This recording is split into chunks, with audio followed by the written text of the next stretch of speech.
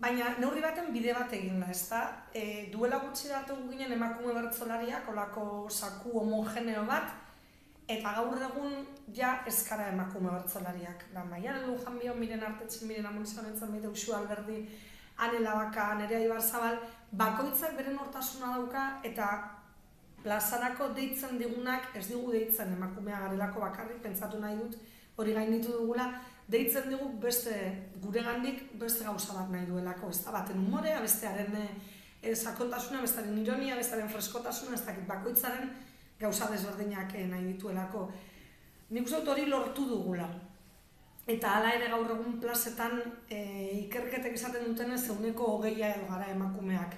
Pentsatzen dugu erreferente asko eraiki ditugula eta 20% da argazki baten ez agertzeko beste.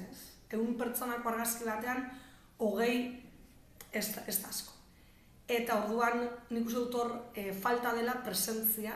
Erreferente konkretuak baino gehiago presentzia falta da eta presentzia horrek emongo du egoteko modua eta plazan zenbait kezka azaltzeko modua.